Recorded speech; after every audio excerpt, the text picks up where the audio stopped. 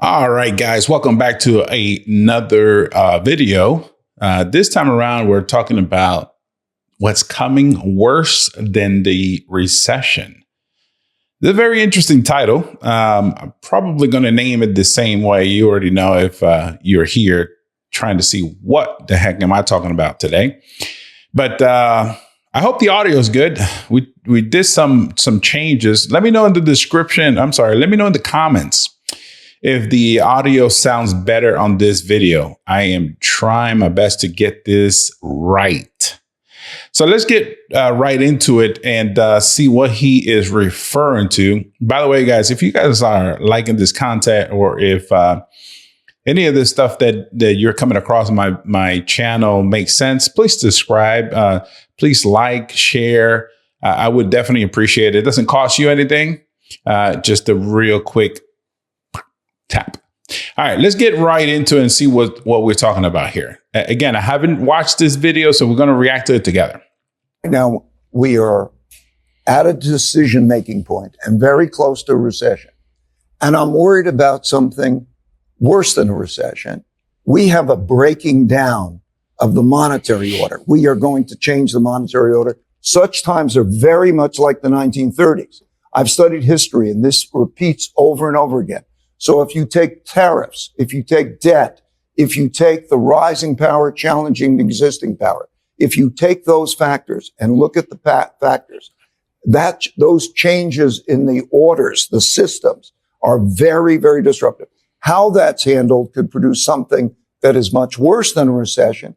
What's worse than a recession? Well, a complete collapse of the current monetary order, or even worse than that, you could have a war. Ray Dalio is the founder of a hedge fund called Bridgewater Associates, and they have reported assets under management of somewhere over $100 billion. Now, Ray Dalio has consistently advocated for and invested in gold as a hedge against economic uncertainty, rising debt, and inflation in recent years. And so, as you can imagine, he's probably jumping for joy at the recent rise in precious metals. But how did Ray Dalio actually see this coming? And what might he expect to come next? Well, let's talk about why what we're seeing could be the end of the US dollar system as we know it, and what this actually means for you and your money. So it is interesting. A lot of people have been talking about the US dollar going down, and a lot of people say that what's coming is going to be interesting. It could be a dependency of cryptocurrency, or it could be a dependency on some precious metal until it does actually transfer over to crypto. Because I think ultimately, personally, I think it's going to be crypto the way of the future. But let's continue listening to what he got to say. Ray Dalio's ability to telegraph what we see happening right now comes down to something that he wrote about in his book called The Changing World Order. And in this book, Dalio outlines the 4 phases of the rise and fall of power and the 5 big forces that actually push an empire from one phase to the next. Ray Dalio came up with all of this based upon studying the rise and fall of many different empires throughout history. And so the 4 phases of power of an empire are as follows. The first being the rise of an empire. And this is where you'll see innovation, strong economic growth, effective governance of the people, and you see new systems being built. And then you get to where you get to the peak of an empire. And this is when the empire will dominate militarily and economically. And this will establish a world order. Now, this is often fueled by debt and overspending. So next, you have the decline of that empire. And the signs of this will include very high debt, extreme wealth disparity, and internal conflict. You might even see currency crises or external wars of some sort. Finally, you have the reset, or a new world order, as that empire actually is dethroned. So in this situation, you have a period of significant restructuring. You have major wealth transfers that take place and the emergence of a new dominant power which then resets the cycle all over again. Now, these phases can unfold over decades or even centuries. But to understand how an empire actually moves through these phases, we have to understand the 5 forces that push an empire from one phase to the next. The first of the 5 forces that Ray Dalio outlines in The Changing World Order is a debt, money, or economic force. And right now we can see how this maps to what's happening in the United States in terms of the United States' rising debt to GDP. We also see an inability to pay back the debt that the US has. Things are way too far to ever really go back in any meaningful way. On top of that, we also have inflation in the United States. And when you get inflation that runs away, it leads right into the second force that we're seeing, which is the internal order or disorder of the United States. I'm sorry, real quick. Am I the only ignorant one to where we question, who do we owe money to? Because at the end of the day, they keep referring to the Federal Reserve is nor federal nor a reserve. And so it's kind of weird. Like, who do we owe money to? Is it the Federal Reserve? Is it other countries? It's mind blowing to me. I don't get it too much. At the end of the day, also, we're getting all this money from tariffs, right? And we're quote unquote becoming a rich country. By what? But why isn't the money going towards the debt? Am I the only one thinking this like this? Like, literally, this don't make no sense to me. I don't know. Let's continue watching. Hopefully we'll learn something. This guy is very knowledgeable. Again, I'll link his channel on in the link below. And so you could go check him out. Okay. Check this out. What does the internal disorder mean? Well, we have a lot of social unrest. Okay. Lots of protesting, lots of disagreements between the left and the right, a deep political polarization. We have wealth inequality near historical extremes.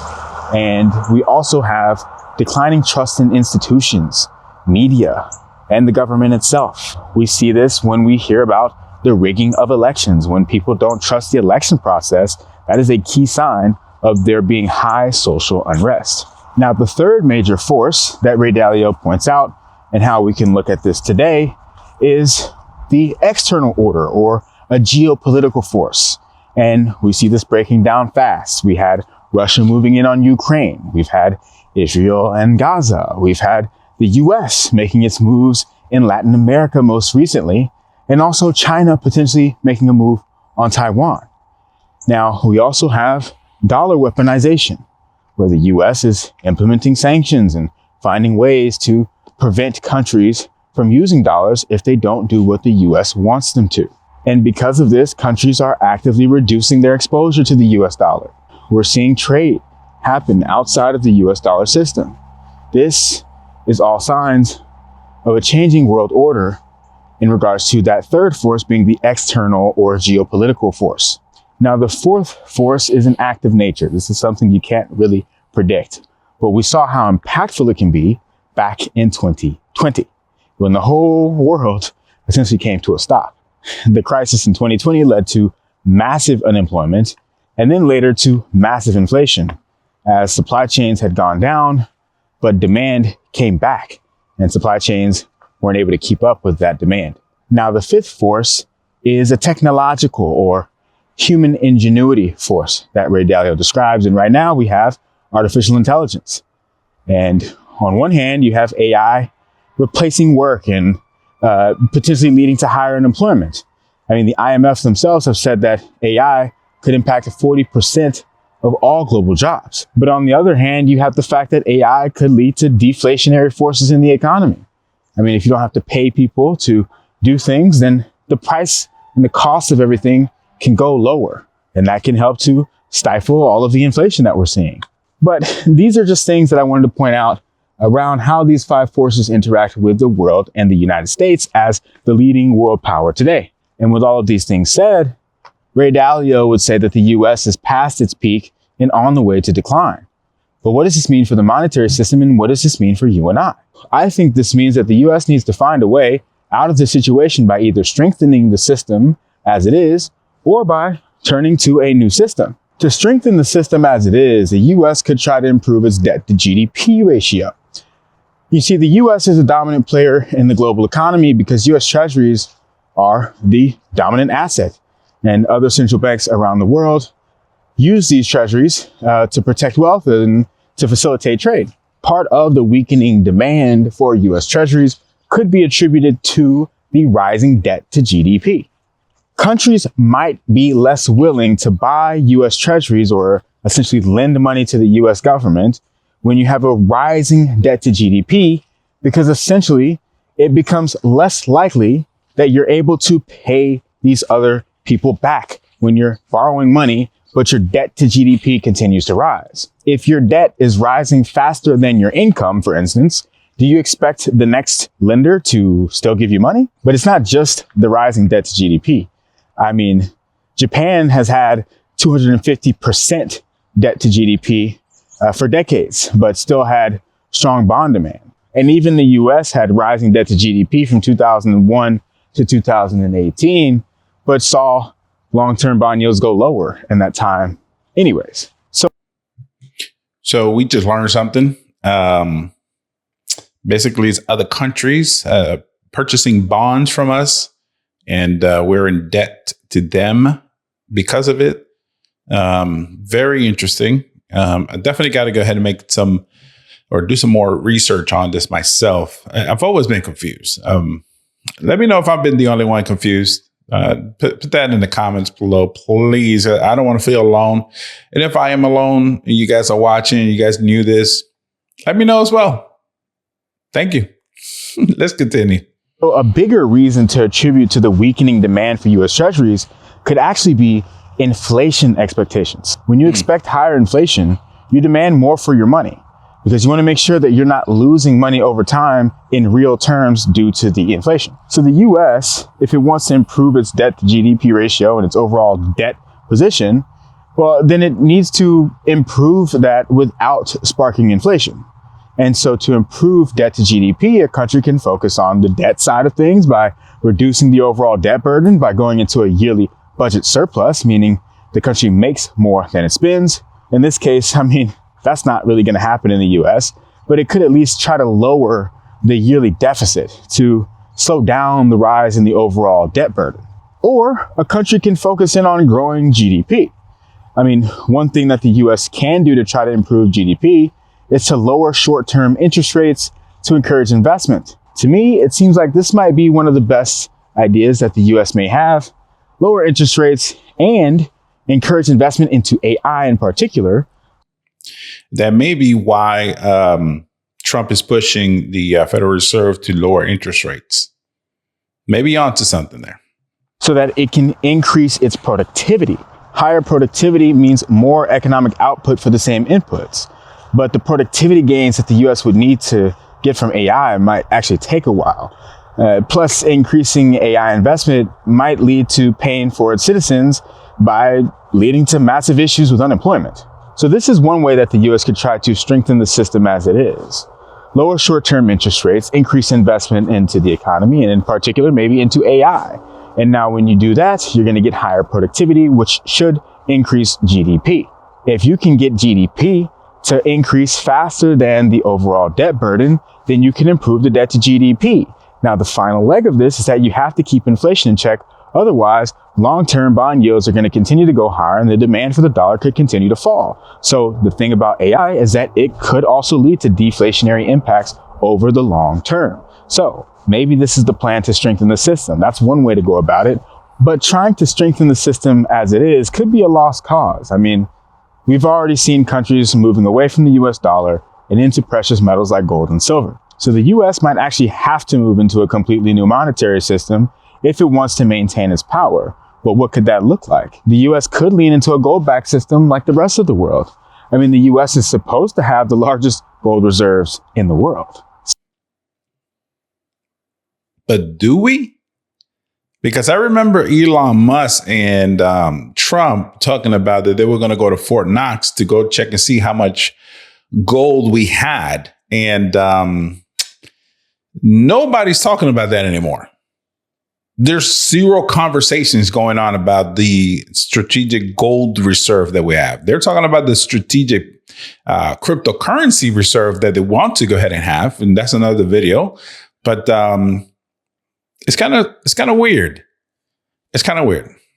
Let's continue. So if the U.S. were to lean into some sort of a gold-backed system, where, for instance, the U.S. issues bonds against its gold reserves, it could potentially reinstate demand for the U.S. dollar. And let's be clear, because one of President Trump's previous Fed appointees, Judy Shelton, actually called for exactly this idea. And she called for this happening on the 250th anniversary of the United States. But many speculate that the U.S. doesn't actually have the gold that it says it has. Even last year, Elon Musk came out and questioned this in front of everyone and called for an audit of Fort Knox. Didn't I just say that? I'm trying to tell you. Like, some of us out here thinking, whatever happened to that investigation? Who went over there? Is there actually gold? Because at the end of the day, if they stop talking about it, they may be empty, or it may not be enough. I don't know. It's mind blowing to me. Maybe he knew something. So if the U.S. can't lean into a gold-backed system, then what other options does it have? Well, maybe the U.S. could use some other commodities or precious metals to issue bonds against, or maybe it could take an approach that involves digital currency or crypto. Maybe the U.S. issues a Bitcoin-backed bond, where it issues bonds against the Bitcoin that it has in its reserve. Might this be part of the reason why the U.S. moved in on Venezuela, who is rumored to have a reported 600,000 Bitcoin, which is twice the size of the stash of the United States? Or the U.S. could issue what's being called a bit bond, where it uses the proceeds from a bond sale to go out and buy Bitcoin. There's also a lot of speculation that the digital asset XRP will play some sort of a role in a global debt reset or restructuring of the global financial system. If you want to hear more about that, let me know in the comments down below. But for any sort of a shift into a new system to work, it's certainly going to require the buy-in of other countries. The US can't do this on its own. You would probably need some sort of a neutral bridge currency so that everyone can operate on a level playing field. Gold technically already sits in that spot, but does the US have enough gold to want to play that game? Could a digital currency that's decentralized enough for other countries to agree on using it be the answer? None of this is fine. Honestly, it may just be Bitcoin, right? Because we see that Eric Trump, the son of President Trump, has one of the largest, or just became one of the largest Bitcoin farming companies, or his company just became one of the largest Bitcoin farming companies here in the United States. Do they know something we don't know? Should we actually be buying Bitcoin?